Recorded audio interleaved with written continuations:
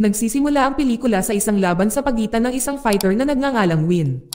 Noong una ay pantay-pantay ang kanilang laban. Ngunit nagbago ang lahat nang ang kalaban ay humingi ng tulong mula sa isang shaman na gumamit ng dark magic para hamina si Win.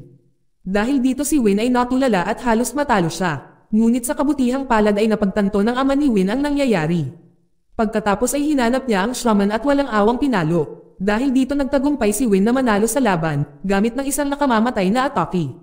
Pagkatapos ng laban nilapitan ang ama ni Win ng 2 tao, para bumili ng kanyang anteng-anteng na kwintas sa anumang presyo. Ngunit dahil ayaw ibenta ng kanyang ama ito, labis na nagalit ang dalawa at nagsimulang pilitin siyang ibigay ang kanyang anteng-anteng. Si Win ay lumapit upang awatin sila bago pa may mangyaring gulo. Habang pauwi nagtanong si Win kung ano ba talaga ang gusto ng 2 lalaki. Wala masyadong masabi ang kanyang ama dahil hindi pa ito ang oras para ipaliwanag ito. Ipinaalala rin sa kanya ng kanyang ama ang mga salitang lagi niyang sinasabi, ang lakas at pagkapanalo ay hindi lang sapat. Biglang may kotseng humarang sa kanila at agad na binomba ng bala ang sasakyan nila. Buti na lang nakatakas si Win sa pag-atake, pero natrap ang ama niya sa sasakyan. Ngunit nagawa pa niyang makaligtas sa mga tulisan na umatake sa kanya. Pero biglang may kalbong lalaki ang dumating na may dalang shotgun at agad na binaril ang ama ni Win ng walang humpay para hindi na ito makalaban. Bago pa man malagutan ng hininga ang ama ni Win ay hinigop ng kalbong lalaki ang kanyang inner ear at kinuha ang kanyang anteng-anteng. Habang si Win ay nawalan ng malay dahil medyo nasugatan siya, ang kalbo pagkatapos ay naghagis ng granada para pasabugan ang pinangyarihan ng krimen para maalis ang ebidensya ng pag-atake. Kinabukasan nagising si Win sa hospital, kasama ang 2 niyang kaibigan at sinabing ang ama ni Win ay pinaghandaan ang bagay na ito na mangyari na parang alam na niya na mangyayari ito. Sa pag-uwi ni Win ay nakaramdam siya ng pagkawasak sa nangyari na sinapit niya at ang mga alaala ng kanyang ama ay lalong nagpalungkot sa kanya. Saka siya nagpasya na magpadala ng isang panalangin sa kanyang ama sa altar sa kanilang bahay. Natagpuan ni Win ang isang kakaibang libro na naglalaman ng sagradong mahika at makapangyarihang mga spells. Si Win ay nagpasya magpaturo mula sa isang monghe upang makabisado ang dark magic, isa sa mga ritual. Kailangang gawin ni Win ang pagtato sa kanyang buong katawan. Ang huling bagay na ibinigay sa kanya ng monghe ng isang sinumpaang manika. Makalipas ang 8 buwan, si Win ay dumalo sa isang kaganapan mula sa isang kulto. Ang grupong ito ay pinamunuan ng isang babaeng nagngangalang May at ang kanyang kanang kamay na nagngangalang Got. Kahit na ang kaganapan ay mukhang katawa-tawa, ang kultong ito ay maraming miyembro at isa sa kanila ay ang dating kasintahan ni Win na nagngangalang Now. Sa pagkakataong ito si Now ay nagkwento na minsan ay nagkaroon siya ng nobyo na iniwan siya. Ang breakup ay naging dahilan upang siya ay malungkot, ngunit pagkatapos sumali sa kultong ito, nagsimula siyang makahanap ng bagong kapayapaan at kaligayahan. Bago sila magtapos, inimbitahan ni May ang lahat na sumayaw para mailabas ang kanilang stress at problema. Pagkatapos ng event, si Now at Got ay nag-usap. Si Win ay nagseselos nang makita si Now na naging malapit sa isa pang lalaki. Sa kabilang banda ay nakatanggap si May ng ulat tungkol sa miyembro ng kulto na tumalikod. Upang malutas ang problema, nagpadala siya ng isang tao upang harapin ang kumalas na miyembro. Mamaya sa lugar ng kumalas na miyembro, dumating ang tao ni May at tinanong ang dahilan kung bakit siya kumalas. Nang walang pag-aalinlangan sinabi ng miyembro na siya ay pagod na sa lahat ng kanilang kalokohan. Hindi nagtagal ay tinapos ang miyembro sa pamamagitan ng dark magic na naging dahilan para mabulunan siya na humantong sa kanyang kamatayan. Samantalang ang paghihiganti ni Win ay nagsimula na. Binisita niya ang isang lalaki na nagbebenta ng antiques. Binalaan siya ng lalaki na huwag lumapit kung hindi ay babarilan niya siya, ngunit walang pakialam si Win at agad niyang binugbog ang lalaki ng walang awa. Doon nakatanggap si Win ng bagong impormasyon tungkol sa pagpatay sa kanyang ama at lumabas na bahagi ng isang kumpanyang nagbebenta ng mga mahika na mga bagay na may kaugnayan sa kulto ni May. Ang lalaki pagkatapos ay nagbigay kay Win ng isang katalogo ng pagbebenta upang suriin kung ang kwentes ng kanyang ama ay naroroon o wala. Ngunit sa hindi inaasahang pagkakataon nang tumingin si Win sa katalog ay binaril siya ng lalaki ng maraming beses. Sa pag-aakalang nagtagumpay siya na tapusin si Win, nagulat ang lalaki nang makitang tumayo si Win na parang walang nangyari.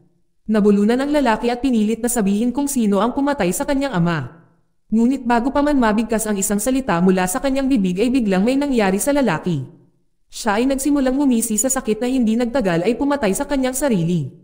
Pagkatapos na umalis si Win, lumitaw siya sa harapan ni Now at nagtanong tungkol sa kanyang pagkakasangkot sa kulto. Nang bigyan ng babala si Win na ang kulto ay lubhang kaina-hinala at maaaring mapanganib para sa kanya. Siya ay nag-aalala lamang tungkol sa kaligtasan ni Now. Ngunit si Now ay tumangging makinig sa kanya, kaya nagpas siyang iwan siya.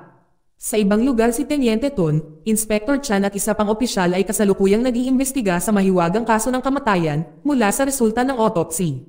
Dahil nabatid nila na ang biktima ay nagtamo ng mga internal injuries at lahat ng kanyang mga organo ay parang bulok. Pinaghihinalaan ni Teniente Ton na mapanganib na lason ang sanhi ng pagkamatay na ito, ngunit naisip ng ibang opisyal na ang pagpatay ay sanhi ng isang pagkilos ng necromancy.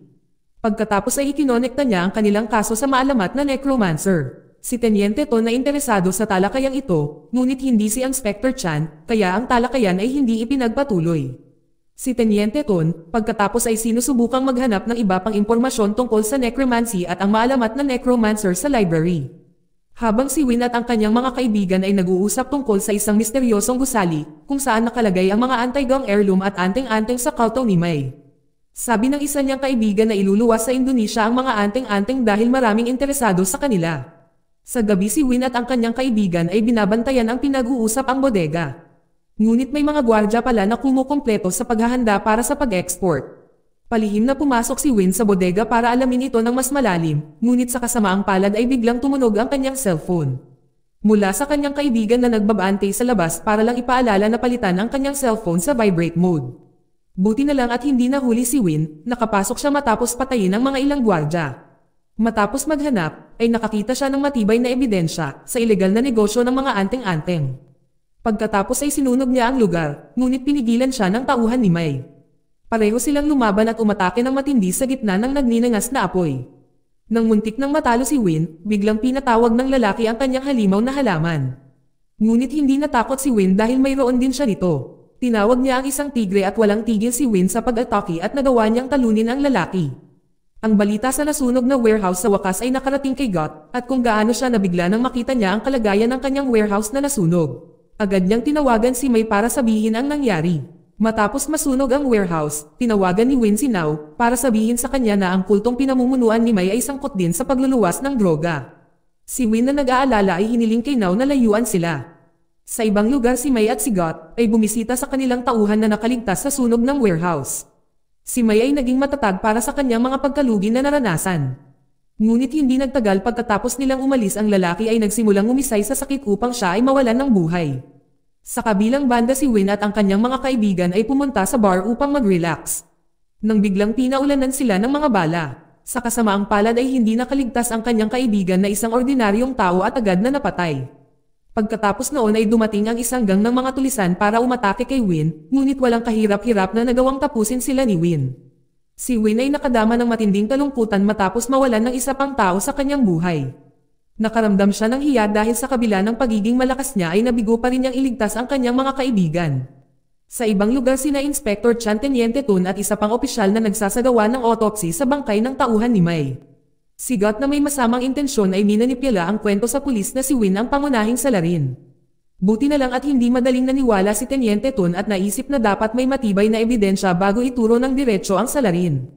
Ngunit sa kasamaang palad ay hindi pa sumuko si Got, tinanong niya ang pulis na lutesin ang kaso at hiniling din sa pulisya na bantayan ang taunang tea party ni May na gaganapin sa katapusan ng linggo. Sa wakas ay naganap ang tea party ni May sa pangangasiwa ng pulisya. Hindi nang tagal dumating din si Win sa kaganapan. Pinahinto niya ang oras sa pamamagitan ng spell para pigilan ang lahat. Ngunit sa hindi inaasahang pagkakataon ay nakalaya si May mula sa mga tanikalan ng spell na ito. Nang akusahan ni Win si May na pumatay sa kanyang ama at ang anting-anting na mayroon siya ay sa kanyang ama. Ngunit mariing sinabi ni May na nakuha niya ang anting-anting dahil sa isang business deal niya sa kanyang ama at nagbayad siya ng 10 bilyon. Inamin ni May na wala siyang kinalaman sa pagkamatay ng ama ni Win. Hindi nagtagal na neutralize ni Got ang spell ni Win. Nang nakita ng mga pulis si Win, agad silang nagsimulang tugisin si Win. Nagawang mahuli si Win ni Inspector Chan pagkatapos ng kaunting paghabol. Ngunit muli ay madaling napalaya ni Win ang kanyang sarili at naparalisa niya si Inspector Chan. Bilang isang matapang na pulis si Inspector Chan ay hindi agad sumuko at nagpatuloy siya sa paghabol kay Win. Hanggang sa makarating sila sa isang madilim na eskinita. Doon ay isang trahedya ang sinapit ni Inspector Chan. Si Teniente Ton at ang iba pang mga opisyal ay nakita nila si Inspector Chan na nakaupo sa lupa at mukhang masama ang kalagayan. Si Inspector Chan na misteryosong lumala ang kalagayan, sa kanyang huling hininga ay sinabi ni Inspector Chan ang isang sikreto kay Teniente Ton at matapos sabihin sa kanya ang lihim. Si Inspector Chan ay nawalan na ng buhay. si Teniente Ton ay isinagawa ang huling habili ni Inspector Chan sa pamamagitan ng paghahanap ng file na naglalaman ng impormasyon tungkol sa maalamat na necromancer. Ang isang lalaki na bahagi rin ng polis, si Detective E.T. na kapatid pala ni Inspector Chan. Si Teniente Ton ay pumunta sa madilim na kulungan, kung saan pinipigilan dito ang mga gumagamit ng dark magic. Bukod sa kadiliman ay mayroong maraming kakaibang mga palamuti at simbolo upang isil ang selda. Hindi nagtagal ay nahanap ni Teniente Ton ang selda ng bilangguan na hinahanap niya. Pagkatapos ay kinausap niya si E.T. at sinabi sa kanya kung ano ang nangyari kay Inspector Cha. Sa loob napakarumi ng kalagayan ni E.T. Ngunit napakalakas pa rin ng kanyang aura. Sa kanyang mga kakayahan sa necromancy, nagawa niyang kontrolin si Teniente Ton upang makawala siya at maghigantay sa pangkamatay ni Inspector Chan na kanyang kapatid. Samantala si Win ay nagawang makatakas sa mga polis. Sa kanyang pagtakas muli niyang nakaharap ang mga tauhan ni Mai. Walang kahit nakititing na takot dito ay nakipaglaban siya sa mga ito. Sa kasamaang palad dahil mag-isa lang siya ay nabugbog si Win. Kaya nailabas niya ang kanyang tunay na kapangyarihan upang matalo ang mga kalaban. Ngunit biglang may lumitaw na lalaki at tumingin kay Win na parang hinahamon siya sa isang laban. Siya ang shaman police officer, ang legendary necromancer na si E.T. Sa isang kislap ng kanyang mga mata ay maaari siyang maglabas ng napakalakas na dark energy. Ngunit si Win ay hindi natakot sa kanya. Matindi ang kanilang labanan, at ang bawat isa sa kanila na nagsusumamo ng mga spell sa isa't isa. Nang mapagtanto ni Win na ang kanyang pag-atake ng mahika ay hindi nakakaapekto kay E.T. Kaya binago niya ang kanyang diskarte sa physical attacks. Pero halos walang kwenta lahat ng kanyang suntok dahil nababasa ni E.T. ang bawat atake niya. Nagawa niyang pahinain si Win. Dahil sa kanyang retrocognition ability nalaman ni E.T. kung ano talaga ang nangyari kay Inspector Chan. Nang malaman niyang hindi si Win ang pumatay sa kanyang kapatid ay agad siyang umalis. Sa ibang lugar sa kwarto ni Mai, naghahanda si Mai na matulog. Tila medyo malakas ang black magic na ipinahihiwatig ng mga tato sa kanyang katawan na katulad kay Win. Bago siya matulog ay may naramdaman siyang hindi tama at napagtanto niya ang pagdating ni E.T. Napagtanto ni E.T. na si Mai ang dahilan kung bakit namatay si Inspector Chan. Binigyan niya siya ng babala, samantala si Nao at si Got ay nasa silid ng hotel. Nang lumabas sila ng kanilang silid ay nakita sila ni Win. Doon ay naduraj ang puso ni Win at nagpas siyang umalis. Ngunit paglabas niya doon ay hinarangan siya ng mga kalaban na gusto siyang tapusin. Sa kanyang pagtakas ay nakaharap niya si Got na gusto rin siyang tapusin.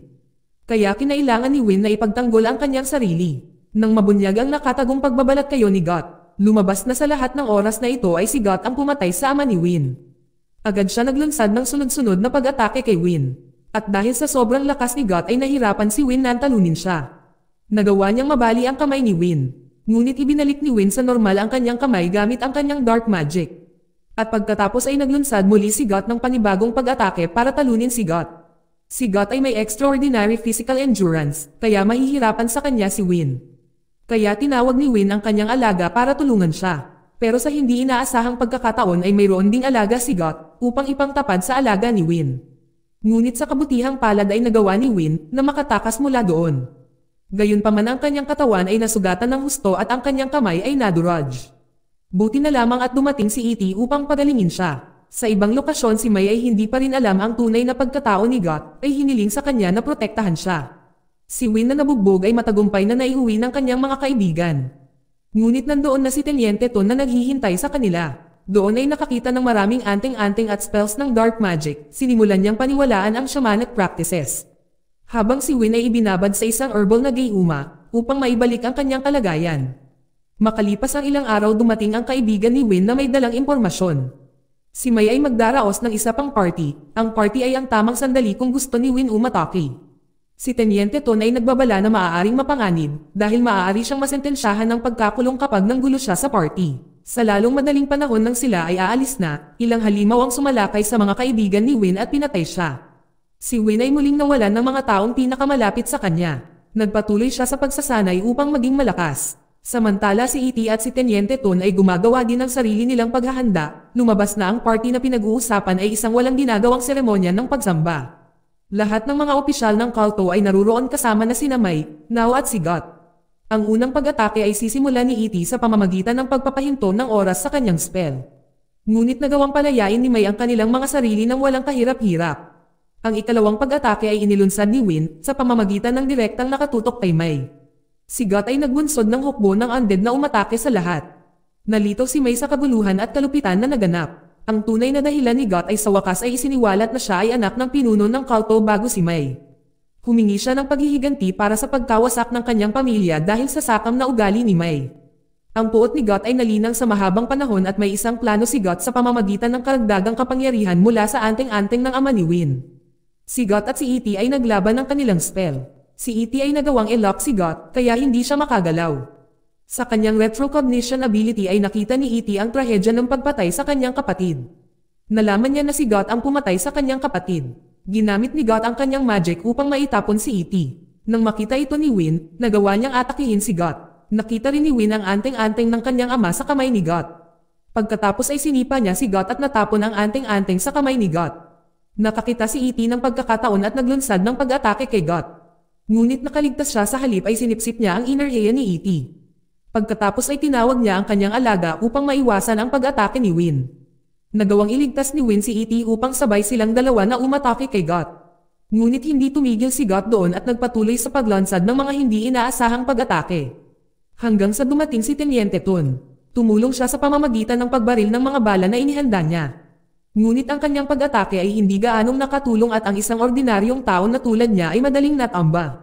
Dinala ni Got si Now sa harap ni Win upang galitin siya. Nagmamakaawa si Win na huwag saktan si Now. Ngunit hindi niya pinansin si Win at tinapos si Now. Ang galit ni Win ay hindi na mapipigilan. At sinubukan niyang lumaban kay Got gamit ang natitirang lakas niya. Nang abala si Win at Got sa pakikipaglaban na gawa ni E.T. na masecure ang anting-anting. Nang si Got ay kukunin na niya ang lakas ni Win, buti na lang mabilis na dumating ang mga pulis. Si Got at E.T. ay nagawang makatakas sa pinangyarihan ng krimen. Si Win na naiwan ay naging pangunahing sospek. Dinala siya sa Dark Magic Prison at sinilyuhan ng mahigpit upang maiwasang makatakas. Samantala si Got ay naging malaya, at ipalaganap niya ang lagim ng Black Magic sa sinumang maglakas loob na sumalungat sa kanya. Habang si E.T. ay may magandang intensyon. Sa panahon ng pakikipaglaban sa kuweba, iniwan niya ang anting-anting sa kamay ni Teniente Tun. Sa ibang lugar dumalaw si Teniente Tun kay Win sa kulungan. Doon ay ibinigay niya ang anting-anting na iniwan ni E.T. Sinabihan niya itong bumalik ng ligtas na nagpapahiwatig na binigyan niya ito ng pagkakataong makatakas. Upang ipaghiganti ang pagkamatay ng kanyang ama at bumalik sa kanyang selda. Sa lalong madaling panahon matapos ang anting-anting ay natunaw at nagsanib sa katawan ni Win na nagpalakas sa kanya. Si Win nakatakas mula sa kulungan ay nagkaroon ng isa pang tunggalian laban kay Got. Doon ay nagpakita si Got kay Win ng ulo ni Now na siya ay pinugutan ng ulo. Nagalit si Win at agad na umatake kay Got. Si Got na may surprisang pag-atake, gamit ang dugo ng Black Dog at nagawa niyang masaktan si Win. Ngunit si Win ay hindi pa rin susuko, at patuloy na inatake si Got. Hanggang sa nagawa niyang ma-corner si Got, ngunit sa hindi inaasahang pagkakataon ay nakaligtas pa rin siya at naka-absorb ng lakas ni Win. Buti na lang at naprotektahan siya ng anting-anting na sumanib sa katawan ni Win. Pagkatapos ay hinilunsad ni Win ang pinakahuling pag-atake upang tapusin si Got, sa huli ay nagawang matalo si Got. Dito nagtatapos ang pelikula. Salamat sa panonood kaibigan.